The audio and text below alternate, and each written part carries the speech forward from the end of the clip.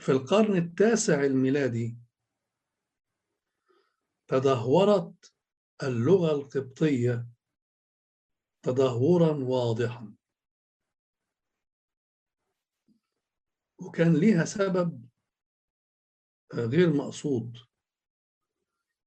العرب لما دخلوا مصر كانوا بيحتفظوا بالانتساب لقبائلهم حوالي قرنين من الزمان بعد دخولهم مصر. يعني الشخص ما يتقالش إن هو ساكن فين، مدينة إيه، هو الشخص من القبيلة الفلانية. فكان العرب بيتمتعوا بامتيازات خاصة حتى على الأقباط اللي هم أسلموا. عشان كده كان الاختلاط بين العرب والأقباط اختلاط محدود، لأن لازال العرب بينتموا للقبيلة بتاعتهم. ولكن حدث في سنة 828 أوائل القرن التاسع الميلادي أن المعتصم بالله، وده كان والي مصر في زمن الخليفة المأمون، طلع قرار منع فيه العرب إن هم ينتسبوا إلى القبيلة، لكن ينتسبوا إلى المكان اللي عايشين فيه في مصر. ففقد العرب مركزهم السامي في الدولة الإسلامية، وأصبح العرب في مصر لا يتميزون عن أهل البلاد، إذ حل اسم الجهة أو الإقليم اللي بينتسب إليه المتوفى محل اسم القبيلة. لما العرب لقوا نفسهم مش بينتموا إلى قبيلة زي زمان، بدأوا ينتشروا في الريف واختلطوا بالمصريين وتزوجوا بناتهم واشتغلوا بالزراعة والصناعة والتجارة وغير ذلك من الأعمال اللي كانوا سابقا يترفعون عن الاشتغال بها.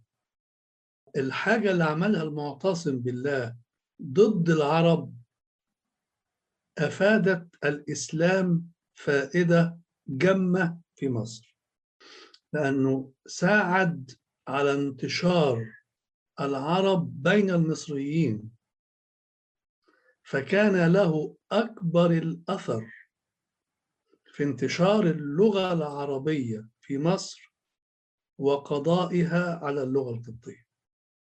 وهكذا في عهد الخليفة المأمون القرن التاسع الميلادي أصبح الشعب المصري يدين معظم أفراده بالإسلام.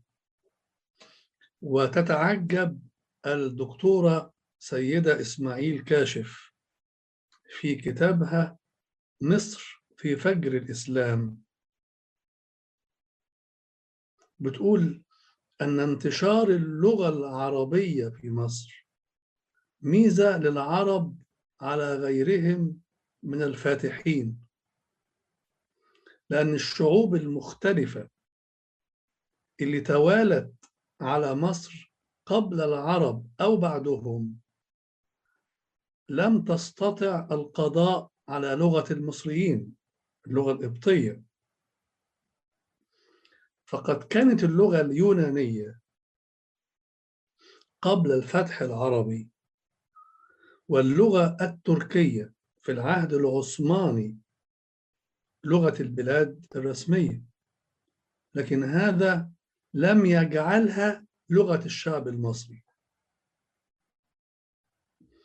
برغم أن الحكم التركي دام عدة قرون في مصر.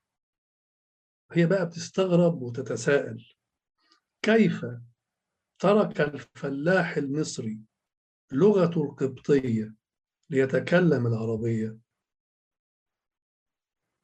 هذه ظاهرة تستحق إمعان النظر، لأن تنازل شعب عريق في المدنية كالشعب المصري عن لغته واتخاذه لغة شعب لا يوازيه في الحضارة أمر غير عادي. احنا بنتكلم في منطقة خطيرة. هذا الوقت اللي بنتكلم فيه دلوقتي شعب أمة ترك لغته، تحول إلى لغة غريبة لم يكن يعرفها، ليست من أصوله، فأصبح مغيب عن تاريخه الأصيل القديم، لا يعرف عنه شيء. هذا حدث في القرن التاسع الميلادي.